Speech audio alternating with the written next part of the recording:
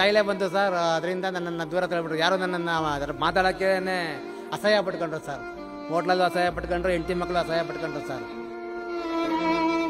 ಎಲ್ಲ ಇದ್ದಾರೆ, ತಮ್ಮನ ಮಕ್ಕಳು ಎಲ್ಲ ಇದ್ದಾರೆ. ಎಲ್ಲೆಲ್ಲಿದ್ದಾರೋ ಗೊತ್ತಿಲ್ಲ. ಎಲ್ಲ ಬೆಂಗಳೂರಲ್ಲೇ ಇದ್ದಾರೆ ಅಂತಾರೆ. ಅವ್ರು ಎಲ್ಲಿದ್ದಾರೆ ಅಂತ ಗೊತ್ತಿಲ್ಲ.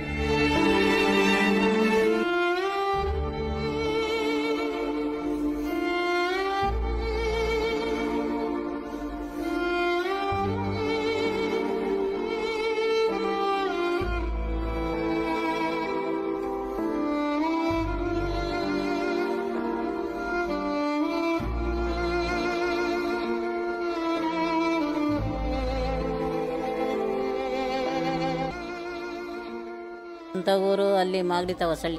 ಒಬ್ಬ ಮಗವನೇ ಒಬ್ಬ ಮಗಳವ್ರೆ. ಅವ್ರು ಯಾರು ನೋಡ್ಕೊಂಡ್ಲ. ನಾನು ನೆಲಮಂಗಲದಾಗ ಭಿಕ್ಷೆ ಮಾಡ್ತಿದ್ದೆ. ಇವರು ಓನರ್ ಬಂದೆ ನಾನು ಕರ್ಕೊಂಬಂದ್ರು ಇಲ್ಲಿಗೆ. ಇಲ್ಲೇ ಇನ್ನೇನು ಇಲ್ಲೇ ಊಟ ಸಿಗ್ತದೆ, ಬಟ್ಟೆ ಸಿಗ್ತದೆ, ಮೈ ತುಂಬ ಬಟ್ಟೆ ಕೊಟ್ಟವ್ರು, ಊಟ ಕೊಟ್ಟವ್ರೆ. ಇನ್ನೇ ಸೈಕವಾಗಿದ್ದೀನಿ, ಇನ್ನೇನು ಬೇಕಲ್ಲಿ ನನಗೆ? ಇಲ್ಲೇ ಇದ್ರೆ ಚೆಂದ ನನಗೆ. ಅಲ್ಲೋದ್ರೆ ಏನು ಯಾಕೆ ಸುಮ್ಮನೆ ಅವ್ರು ಒಂದು ಹೊಡೆಯೋದು ಇವ್ರೊಂದು ಹೊಡೆಯೋದು, ಕಾಲಾಗಲ್ಲ, ಏನೂ ಆಗಲ್ಲ, ಎದ್ದೇಳಕ್ಕಾಗಲ್ಲ, ತಾರಾಡೋಕ್ಕಾಗಲ್ಲ. ಅದಕ್ಕಿಲ್ಲೇ ಹೆಂಗೋ ಅತ್ತ ಇವ್ರ ಹತ್ರ ಊಟ ಕೊಡ್ತಾರೆ. ಹೊಟ್ಟೆ ತುಂಬ ಉಣ್ತೀನಿ. ನೋಡಿ ಬಟ್ಟೆ ಕೊಟ್ಟವ್ರೆ, ಹಾಸ್ಕೊಂತೀವಿ, ಒದ್ಕೊಂತೀವಿ. ಹೊಟ್ಟೆ ತುಂಬ 3 ಸರಿ 4 ಸತಿ ಊಟ ಕೊಡ್ತಾರೆ, ತಿಂತೀವಿ. ನೋಡಿ ಸೈಕವಾಗಿದ್ದೀವಿ. ನಮ್ಗೆ ಇನ್ನೇನು ಬೇಕು? ಯಾವ ಬಳಗನೂ ಬೇಡ, ಯಾವುದು ಬೇಡ, ಇವರೇ ಬಳಗ ನನಗೆ. ನನಗೆ ಕಣ್ಣು ಕರ್ಕೊಂಡೋಗಿ ಆಸ್ಪತ್ರೆಗೆ ತೋರಿಸಿದ್ರು. ಅದೇನೋ ಬಿಟ್ಟರು, ಕಣ್ಣೇ ಮುಚ್ಚೋಗ್ಬಿಡ್ತು, ಇದು ಊದ್ಬಿಡ್ತು, ತಡ್ಕೊಳಕ್ಕಾಗಲಿಲ್ಲ. ಆವಾಗ ಹುಡುಗರನ್ನ ಕೇಳಿದೆ, ಅವ್ರು ಎಲ್ದೆದ್ದು ಕೆಲ್ಸಕ್ಕೆ ನೋಡಿ. ಹಂಗೂ ಮಗ ನನಗೆ ಹಿಂಗಾಗಿ 4 ವರ್ಷ ಆಯಿತು. 4 ವರ್ಷದಿಂದ ನೋಡ್ಕೊಂಡ್ರು. ಅಯ್ಯೋ ಇವಳ್ದಿದ್ದೇ ಇದೆ ಅಂದ್ಬಿಟ್ಟು ಹೊಂಟೋದ್ರಲ್ಲ. ನಾನು ತಡ್ಕೊಳಕ್ಕಾಗಲಿಲ್ಲ ತಾಯಿ, ಬಂದ್ಬಿಟ್ಟು. ಇಲ್ಲಿ ನೆಲಮಂಗಲದಲ್ಲೂ ರಾತ್ರಿ ಇದ್ದೆ. ವಾತರಕ್ಕೆ ಇವತ್ತರಿಯದ ಕೆಲ್ಸಕ್ಕೆ ಹೊಂಟೈತಾರೆ. ಸಂತಕ್ಕ ನಾನು ಹಿಂಗೆ ಕೂತ್ಕೊಂಡು ತಡ್ಕೊಳಕ್ಕಾಗಲಿಲ್ಲ. ಇನ್ನೋವ ಬಂದ್ಬಿಟ್ಟೆ ಕಣ್ತಾಯಿ. ಇಲ್ಲ ಬಂದಿಲ್ಲ, ಹೊಂಟೋದ್ಲಲ್ಲ ನಮ್ಮನ್ನು ಬಿಟ್ಟು ಅಂತ ಕೋಪಕ್ಕೆ ಬಂದಿಲ್ಲ. ಒಬ್ರಿಗೂ ಹೇಳಿಲ್ಲ ನಾನು ಯಾವ ಮಕ್ಳಿಗೂ ಹೇಳಿಲ್ಲ. ಬಂದ್ಬಿಟ್ನಲ್ಲ, ನಮ್ಗೆ ಹೇಳ್ದೆ ಹೋಗೋಳೆ ಅದೇನು ಮಾಡ್ಕೊತಾಳು ಅಂದ್ಬಿಟ್ಟು ಒಬ್ಬರು ಬಂದಿಲ್ಲ. 6 ಜನ ಹೆಣ್ಮಕ್ಳು, 6 ಜನನೂ ಸಾಕಿ ಮದುವೆ ಮಾಡಿ ಅವ್ರ ಮಕ್ಕಳು ಎಲ್ಲ ಸಾಕ್ತೆ ಕಣಪ್ಪ. ಇವತ್ತು ನೋಡಿ ನಾನು ಕೆಳಗೆ ಬಿದ್ದೆ ಅಂತ ನಾನು ನೋಡ್ಕೊಳ್ಳಿಲ್ಲ. ಅವ್ರ ಕೆಲಸ ನೋಡ್ಕೊಂಬಿಟ್ರು. ಬೆಂಗಳೂರಲ್ಲಿ ಅವ್ರೆ, ಇದರಲ್ಲಿ ಇಲ್ಲಿ ಮಾಡಿಲ್ಲ ಅವ್ರೆ, ಇಲ್ಲಿ ನೆಲಮಂಗಲದಲ್ಲಿ ಅವ್ರೆ. ಹಿಂಗವ್ರೆ ಚೆನ್ನಾಗವ್ರೆ ಮಾತ್ರ ಎಲ್ಲ. ಆಸ್ತಿ ಇಲ್ಲದೆ ಇದ್ರು ಅವ್ರ ದುಡ್ಮೇಲೆ ಮನೆ ಮಠ ಮಾಡ್ಕೊಂಡು ಚೆನ್ನಾಗವ್ರಿ. ಅವ್ರ ಮಕ್ಕಳು ಎಲ್ಲರಿಗೂ 2 ಮಕ್ಕಳು ಎಲ್ಲ ಚೆನ್ನಾಗವ್ರಿ. ಮಾಡಲಿಲ್ಲ ಎಲ್ಲ ಊರಲ್ಲಿ ನಮ್ಗೆ ಹೆಣ್ಮಕ್ಳು ಅಂತ ನಮ್ಗೆ ಆಸ್ತಿ ಕೊಡದೆ ಹೋದ್ರು ನಮ್ಮ ಭಾವದಿರು. ಬಂದ್ಬಿಟ್ಟೆ. 30 ವರ್ಷ ನನ್ನ ಮಕ್ಕಳನ್ನ ಕರ್ಕೊಂಬಂದು ಬೆಂಗಳೂರಲ್ಲಿ ಮಾಗಡಿಲಿ ಸಾಕಿ ಅವ್ರನ್ನೆಲ್ಲ ಮದುವೆ ಮಾಡಿದೆ. ಅವ್ರಿಗೂ 2 ಮಕ್ಕಳದು, ಅವು ನೋಡ್ಕೊಂಡೆ. ನೋಡಿ ಕಣ್ಣಿಗೆ ಆಗ್ಬಿಡ್ತು ಅಂದ್ಬಿಟ್ಟು ಯಾರು ನೋಡ್ಕೊಳ್ದೆ ಅಂದರು, ಬಿಟ್ಬಿಟ್ರು. ಅವ್ರು ಆರಂಭ ಮಾಡ್ಕೊಂಡಿದ್ದು ನಮ್ಮ ಯಜಮಾನ್ರು ತೀರೋದ್ರು. ಹೆಣ್ಮಕ್ಳು ಈ ಹೆಣ್ಮಕ್ಳದ್ದು ಕೊಡಬೇಕಲ್ಲ ಆಸ್ತಿ ಅಂದ್ಬಿಟ್ಟು ನಮ್ಮ ಭಾವದಿರು ಕೊಡದೆ ಹೋದರು. ಮಾಗಡಿ ಬಂದ್ಬಿಟ್ಟೆ. ಮಾಗಡಿಗೂ ಅಲ್ಗೊಂದು 3 ಮೈಲಿ ಹತ್ರ ಬಂದೆ. ಆವಾಗ ಅಲ್ಲಿ ನನ್ನ ಮಕ್ಕಳೆಲ್ಲ ನೇಗೆ ಕೆಲ್ಸಕ್ಕೆ ಹೋಗೋರು. ನೇಗೆಲ್ಲಿ ದುಡ್ಡು ತಗೊಂಡು ಸಾಕಿ ಮದುವೆ ಮಾಡ್ತೀವಿ ಅವ್ರನ್ನ. ಇವಳು ಸಾಕ್ಲಿಂತ ಅದ್ರಲ್ಲಿ ಒಂದು ಕೆಲಸ ಆಯಿತು. ಇವಳು ಸಾಕ್ಲಿಂತ ಅವಳು ಸಾಕ್ಲಿಂತ ಇನ್ನೊಬ್ಳು.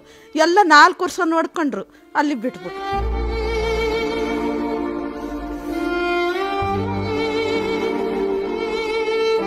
ಇವಳ್ದು ಯಾವತ್ತೂ ಇದ್ದೇ ಎಲ್ಲಾರು ಹೋಗಿ ಸಾಯ್ಲಿ ಬಿಡ್ರೆ ಅಂದ್ಬಿಟ್ಟು ಎಲ್ಲ ಮಾತಾಡ್ಕೊಂಬಿಟ್ಬಿಟ್ರು. ಅವಾಗ ನನಗೆಲ್ಲ ಹೋಗೋಕ್ಕೂ ಜಾಗ ಇಲ್ಲದೆ ಹೋಯ್ತು. ನೋಡಪ್ಪ ಇಲ್ಲಿ ಬಂದು ಸೇರ್ಕೊಂಡೆ. ಏನೋ ದೇವರಾಗಿ 8 ತಿಂಗಳಿಂದ ಇದ್ದೀನಪ್ಪ. ಏನೋ ಅವ್ರ ಕರುಣ ಬಂದು ಕರ್ಕೊಂಡು ಹೋದ್ರು ಹೋಗ್ಬೋದು. ಹೋಯ್ತೀನಿ, ನನ್ನ ಮಕ್ಕಳು ಕರ್ಕೊಂಡೋದ್ರು ಹೋಯ್ತೀನಿ. ನಾನು ಮಕ್ಕಳು ಬಂದು ಕರ್ಕೊಂಡು ಹೋಗ್ಬೇಕು. ಕರ್ಕೊಂಡೋದ್ರು ಹೋಯ್ತೀನಿ. ಯಾಕೆ ಅವತ್ತೆಲ್ಲ ಕಷ್ಟಪಟ್ಟು ನಾನು ಸಾಕಿದ್ದೀನಪ್ಪ. 6 ಜನ ಮದುವೆ ಮಾಡ್ಬೇಕಾದ್ರೆ ಈ ಕಾಲದಲ್ಲಿ ಎಷ್ಟು ಕಷ್ಟ ಮಾಡಿದೆ. ಅವ್ರಿಗೆ 2 ಮಕ್ಕಳು. ಈಗ ಅವ್ರ ಹೊಟ್ಟೆಲಿ ಮಕ್ಕಳು ಅಲ್ಲಿ ಮೊಮ್ಮಕ್ಕಳು 8 ಜನ ಅವ್ರಿ. ಅವ್ರನ್ನೂ ಸಾಕಿದ್ದೀನಿ ನಾನು. ಮೊಮ್ಮಕ್ಕಳು ಹೊಟ್ಟೆಲಿ ಹುಟ್ಟಿರೋ ಮೊಮ್ಮಕ್ಕಳು 8 ಜನ ಅವ್ರಿ. ಅವ್ರನ್ನೂ ಸಾಕಿ. Skin problem sir. ಮೊದಲು ನಾನು ಹೋಟ್ಲುಗಳಲ್ಲಿ ಕೆಲಸ ಮಾಡ್ತಾಯಿದ್ದೆ, ಕ್ಲೀನರ್ ಕೆಲಸ. ಅದೇ ಪ್ಲೇಟ್ ಹತ್ತೋದು, ಗ್ಲಾಸ್ ಹತ್ತೋದು, ಇದೇ ಕೆಲಸ ಮಾಡ್ತಾಯಿದ್ದೆ ಸರ್. ಅಲ್ಲೆಲ್ಲ ಈ ಥರ ಐತೆ ಅಂದ್ಬಿಟ್ಟು ಗಿರಾಕಿಗಳು ಬರಲ್ಲಪ್ಪ ಅಂತ ಹೇಳ್ಬಿಟ್ಟು ಸೂಕ್ಷ್ಮದಲ್ಲಿ ಹೇಳಿ ಕಳಿಸ್ಬಿಟ್ರು. ಎಲ್ಲೋ ಕೆಲಸಕ್ಕೆ ಎಲ್ಲೂ ಸಿಕ್ಕಲಿಲ್ಲ. 4 ತಿಂಗಳು ಮನೇಲಿದ್ದೆ. ಹೆಂಡತಿ ಮಕ್ಕಳೆಲ್ಲ ಹೆಂಡತಿ ನನ್ನ ನೋಡೋಕ್ಕೆ ಅಸಹ್ಯ ಪಟ್ಕೊಬಿಟ್ಲು. ಇನ್ನು ಮಕ್ಕಳಂತೂ ಇದ್ದಿದ್ದು ಅವ್ರು ಮದುವೆ ಮಾಡ್ಕೊಂಡು ಅವ್ರು ಹೊಂಟೋಗ್ಬಿಟ್ರು. ಸರಿ ಏನು ಮಾಡೋದು ಅಂತ ಒದ್ದಾಡ್ತಾ ಇದ್ದಾಗ ಏನಕ್ಕೋ ಹಿಂಗೆ ಮೆಜೆಸ್ಟಿಕ್ಕಿಗೆ ಬಂದೆ. ಅಲ್ಲಿ ಯೋಗೇಶ್ ಅವ್ರದ್ದು ಆಶ್ರಮ ಐತೆ, ನೆಲಮಂಗಲದ ಹತ್ರ ಹೋಗು ಅಂತ ಹೇಳಿದ್ರು. ನೆಲಮಂಗಲ ಹೋದ್ರೆ ಹೆಂಗೆ ಗೊತ್ತಾಗುತ್ತೆ ನನಗೆ ಅಂತ ಅಲ್ಲಿ ಹೋಗಿ ಕೇಳೋಗಯ್ಯ ಅಂದರು. ಆಮೇಲೆ ಯಾರೋ ಬಸ್ ನಂಬರ್ ಹೇಳಿ ಹತ್ಕೊಂಡು ಬಂದೆ. ಇಲ್ಲಿ ಕೇಳಿದೆ, ಯಾರು ಆಟೋದವ್ರು ತಂದು ಸೇರಿಸಿದ್ರು ಸರ್. ಇದ್ದಿದ್ದು ತಿರುಗಿ ನೋಡಲಿಲ್ಲ ಸರ್, ಯಾರೂ ಇಲ್ಲ ಸರ್. ಇದೊಂದೇ ಜಾಗದಲ್ಲಿ ನನಗೆ ನೋಡಿ ಮಾತಾಡ್ಸಿದ್ದು, ಎಲ್ಲ ನೋಡ್ಕೊತಾ ಇರೋದು ಇಲ್ಲೇ ಸರ್. ಇದೇನು ನನಗೆ ದೇವಸ್ಥಾನ ಸರ್. ಸ್ವಲ್ಪ ಅವ್ರಿಗೆ ಎಲ್ಲ ಕರೆಕ್ಟಾಗಿದ್ದರೆ ಸಂಬಳ ತೊಗೊಂಡು ಕೊಟ್ಟರೆ ಬೇಕು, ಇಲ್ಲದ್ರೆ ಬೇಡ ಸರ್. 2 ದಿವಸ ಕೆಲಸ ಇಲ್ಲ ಅಂದ್ರೇ ಒಂದು ಗ್ಲಾಸ್ ತೀರ್ಕೊಳ್ಳಲ್ಲ. ಹಿಂಗೆ ಕರೀತಾರೆ, ಏನು ಗ್ಯಾರಂಟಿ ಕಳ್ಳಿ ನಾನು. ಇಲ್ಲ ಸರ್, ಯಾರು ಬರೋ ಸೀನ್ ಇಲ್ಲ ಸರ್. ಎಲ್ಲರ ಬಗ್ಗೆ ನಾವು ಫಸ್ಟ್ ರೌಂಡ್ ನೋಡ್ಕೊಂಡು ಬಂದ್ಬಿಟ್ಟೆ ಸರ್. ಈಗ ಬಂದರೆ ಇಲ್ಲ ಸರ್, ಬರೋಲ್ಲ. ಆ ಥರ ನಂಬಿಕೆ ನನಗೆ ಇಲ್ಲ. ಇನ್ನು ನಿಮಗೆ ಯಾಕೆ? ಸಂಬಂಧಿಕ ಹೆಂಡತಿ ಮಕ್ಕಳೇ ಬರೋಲ್ಲ ಅಂದಮೇಲೆ ಸಂಬಂಧಿಕರು ಯಾರು ಬರ್ತಾರೆ?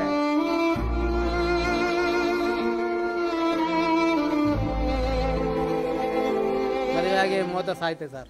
ಮಕ್ಕಳೆಲ್ಲ ಕೆಲಸದಲ್ಲಿದ್ದಾರೆ ಸರ್. ಅವ್ರು ಯಾರು ಮಾತಾಡ್ಸೋದು 4-5 ವರ್ಷ ಆಗೋಯ್ತಲ್ಲ ಸರ್. ಹೆಂಡತಿ ಮಾತಾಡ್ತಾರೆ, ಹೆಂಡತಿ ಬೇರೆ ಹೇಳ್ಬೇಕಾದ್ರೆ ನಿಮ್ಗೆ ಅರ್ಥ ಆಯ್ತರಾ? ಹಂಗಿರ್ಬೇಕಾದ್ರೆ ನಾನೇನಕ್ಕೆ ಈ ಕಾಯಿಲೆ ಬಂದಮೇಲೆ ಹೆಂಡತಿ ಬೇರೆ ಕಡೆ ಇದಾಗೋಯ್ತು. ಎದುರುಗಡೆ ಸಿಕ್ಕಿದ್ರೂ ಮಾತಾಡ್ಸಲ್ಲ ಅಂದಮೇಲೆ ಇನ್ನು ಕರೀತಾರೆ, ಯಾವ ನಂಬಿಕೆ ಇಟ್ಕೊಳ್ಳಿ ನಾನು? ಯಾರು ಸಿಕ್ಕಿ ಒಂದು ಚಾನ್ಸ್ ಕೊಟ್ಟಿದ್ರು ನಾನು ಇಲ್ಲಿ ಬರ್ತಾ ಇರಲಿಲ್ಲ. ಯಾವ ಆಪ್ಷನೂ ಇಲ್ಲ, ಯಾವ ಚಾನ್ಸು ಇಲ್ಲ. ಅದಕ್ಕೆ ಇಲ್ಲಿ ಬಂದಿದ್ದು. ಇದೇ ಲಾಸ್ಟ್ ಸ್ಟಾಪ್. ಇದಕ್ಕಿಂತ ಇಲ್ಲಿ ಬಿಟ್ಟಿದ್ರೆ ನಾನು ನಂಜನಗೂಡಲ್ಲಿ ತೇಲ್ತಾ ಇದ್ದೆ. ನಾನು ನಂಜನಗೂಡಲ್ಲಿ ಮುಳುಗ್ಬಿಡ್ಬೇಕು ಅಂತ ಕಡೇ ದರ್ಶನ ಮಾಡಿಬಿಟ್ಟು ಇದೇ ಸತ್ಯವಾದ ಮಾತು ದೇವಸ್ಥಾನ ಮುಂದೆ ಕೂತಿದ್ದೀನಿ. ಸತ್ಯವಾಗೂ ಇದೇ ಮಾತು ಹೇಳ್ತಾ ಇರೋದು ನಾನು. ಅವತ್ತು ಅದೇ ಹೇಳ್ದಿದ್ದು, ಇವತ್ತು ಅದೇ ಹೇಳ್ತಾ ಇರೋದು. ಅಷ್ಟೊತ್ತಿಗೆ ಯಾವಾಗ ಮುಳುಗ್ಬಿಟ್ಟು ಒದ್ದಾಡ್ಬೇಕಾಗದು ಅಷ್ಟೇ. ಇನ್ನೇನಿಲ್ಲ ಅಲ್ಲಿ, ಯಾವ ಆಪ್ಷನೂ ಇಲ್ಲ. ಎಲ್ಲರನ್ನೂ ಸುತ್ತಾಕ್ಬಿಟ್ಟೆ ನಾನೇ. ಯಾವ ಆಪ್ಷನೂ ಇಲ್ಲ, ಯಾರ ದಾರಿನೂ ಇಲ್ಲ. ಕಡೆಗೆ ಇದೊಂದೇ ದಾರಿ, ಜಾಗ ಸಿಕ್ಕಿದ್ದು. ಎಲ್ಲರೂ ನನ್ನ ಮಾತಾಡ್ಸೋಕ್ಕೆ ಅಸಹಾಯ ಪಟ್ಕೊಂಡವರು. ಬಂದಿದ ತಕ್ಷಣ ಕೈ ಹಿಡಿದು ಕರ್ಕೊಂಡವ್ರು ಇವರೊಬ್ಬರೇ ಸ್ವಾಮಿ.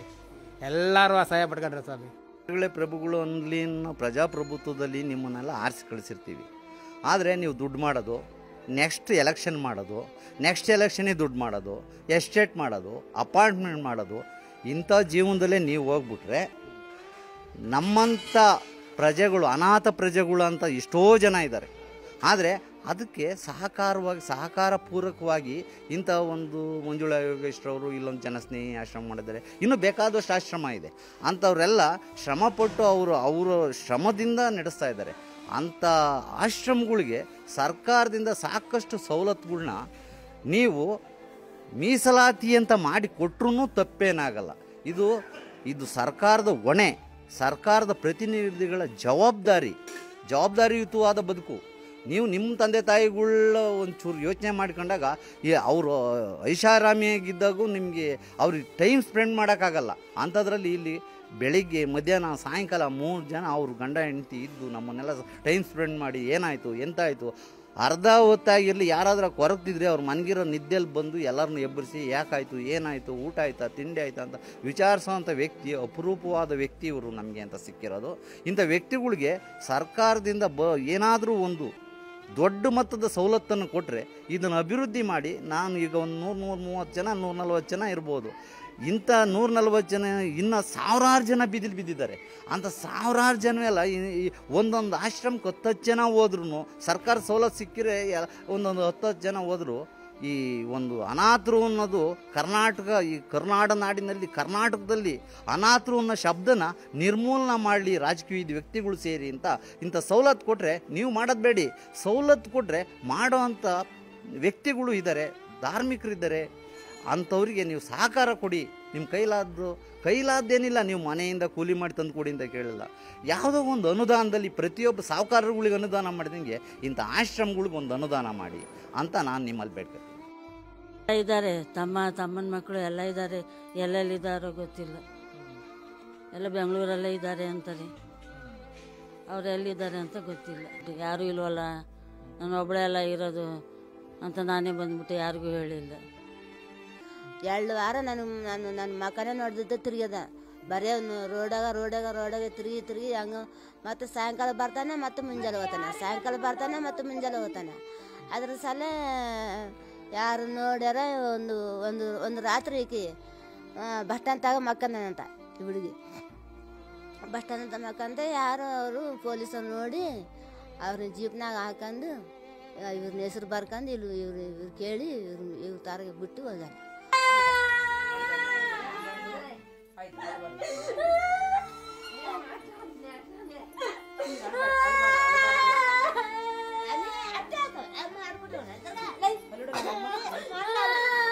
ಇಬ್ಬರೇ ಇದಾರ. ಒಂದು ಗಂಡು ಮಗು ಹುಟ್ಟನ, ಗಂಡು ಮಗು ಸತ್ತೋಗಣ. ಈಗ ಒಬ್ಬಕ್ಕೆ ಅಣ್ಣ ತಮ್ಮರ ಇದಾರ. ಅಣ್ಣ ಇದಾನ, ಅಣ್ಣ ಮಕ್ಕಳು ಇದಾರ, ಹೇಳ್ತಾ ಇದ್ದಾನೆ, ತಾಯ ಇದಾನ, ತಮ್ಮ ಇದಾನ, ತಮ್ಮನ ಹೇಳ್ತೀವಿ, ತಮ್ಮನ ಮಕ್ಕಳು ಎಲ್ಲರೂ ಇದಾರ. ಅವರು ನಮ್ಮ ಮಕ್ಕಳವ್ರು ಕೂಡ ಇದಾರ. ಅವ್ರು ಬಾಳ ನೋಡ್ಕೊಂತಾರಣ್ಣ.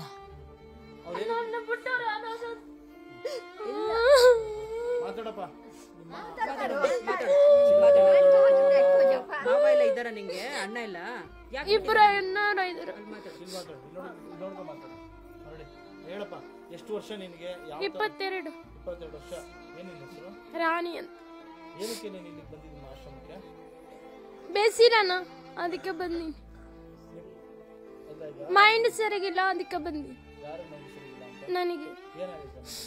ಆರಾಮಿಲ್ಲ ಅಂತ ಬಂದೀನಿ. ಲಂಚ ಮುಕ್ತ ಅಂತ ಹೇಳ್ತಾರೆ ಎಲ್ಲ. ಇವತ್ತು ಮೋದಿಯವರಾಗಿರ್ಬೋದು ಹೇಳಿದ್ದಾರೆ ಲಂಚ ಮುಕ್ತ ಮಾಡಬೇಕು, ಅನೈತಿಕ ಚಟುವಟಿಕೆಗಳು ನಡೀಬಾರ್ದು, ಸಾಕಷ್ಟು ನಿರ್ಬಂಧನೆಗಳು ಹಾಕಿದ್ದಾರೆ. ಆದರೂ ಕೂಡ ಅದೆಲ್ಲೋ ಒಂದು ಕಡೆ ಅದು ವರ್ಕೌಟ್ ಆಗಲ್ಲ. ಯಾಕಂದರೆ ನಾವೇನಾದರೂ ಒಂದು ಅಪ್ಲೈ ಮಾಡ್ತೀವಿ ಅಂತ ಹೋದಾಗ ಅಲ್ಲಿ ನಡೆಯೋ ರೀತಿನೇ ಬೇರೆ, ನಡ್ಕೊಳ್ಳೋ ರೀತಿನೇ ಬೇರೆ. ಸೊ ಹಂಗಾಗಿ ಅದ್ರ ಮೇಲೆ ಬೇಜಾರಾಗಿ ಇವಾಗ ನನಗೆ ದೇವ್ರ ಮಕ್ಕಳಿಗೆ, ಇಲ್ಲಿರ್ತಕ್ಕಂಥ ದೇವ್ರ ಮಕ್ಕಳಿಗೆ ಇಡೀ ಕರ್ನಾಟಕದಿಂದ ಅವ್ರ ಕೈಲಾದಂಥ ಸಹಾಯ ಮಾಡ್ತಿದ್ದಾರೆ. ಹಂಗಾಗಿ ಈ ಸಂಸ್ಥೆಗೆ ಏನೂ ಕುಂದು ಕೊರತೆಗಳಿಲ್ದಂಗೆ ಅವ್ರು ನೋಡ್ಕೊಳ್ತಾ ಇದ್ದಾರೆ. ಹಂಗಾಗಿ ನಡೆಸ್ಕೊಂಡು ಹೋಗ್ತಾ ಇದ್ದೀನಿ. ಮೆಡಿಸನ್ ವ್ಯವಸ್ಥೆ, ಡಾಕ್ಟ್ರುಗಳ ವ್ಯವಸ್ಥೆ, ತಿಂಗಳಿಗೆ ಒಂದ್ಸಲ ಬಂದು ವಿಸಿಟ್ ಮಾಡಿ ಇವರಿಗೆ ನಾನಾ ಥರದ ಕಾಯಿಲೆ, ಇಂಥ ಕಾಯಿಲೆ ಇದೆ ಅಂತ ಏನು ಹೇಳಂಗೇ ಇಲ್ಲ. TVಯಿಂದ HIV ನಾನಾ ರೀತಿ ಕಾಯಿಲೆಗಳಿಂದ ಇಳಿದರೆ ಅವ್ರಿಗೇನಾದರೂ ಮೆಡಿಸಿನ್ಸ್ ವ್ಯವಸ್ಥೆ ಮಾಡ್ಬೋದು, ನೀವು ಡಾಕ್ಟರ್ ವ್ಯವಸ್ಥೆ ಮಾಡ್ಬೋದು, ಅವರಿಗೆ ಮಂಚ, ಬೆಡ್ಡು, ಅವ್ರ ಕೈಲಿ ಏನಾಗುತ್ತೋ ಅದನ್ನು ಏನಾದರೂ ವ್ಯವಸ್ಥೆ ಮಾಡಿಕೊಟ್ರೆ ನಮ್ಮಂಥವ್ರಿಗೆ ಅಲ್ಲ ದೇವ್ರ ಮಕ್ಕಳಿಗೆಲ್ಲ ಇನ್ನೂ 100 ಜನ ನೋಡ್ಕೋಬೋದು ಅಂತ ನಮಗೆ ಖುಷಿ ಆಗುತ್ತೆ. ಏನಾದರೂ ವ್ಯವಸ್ಥೆ ಮಾಡಿಕೊಡ್ಬೋದು.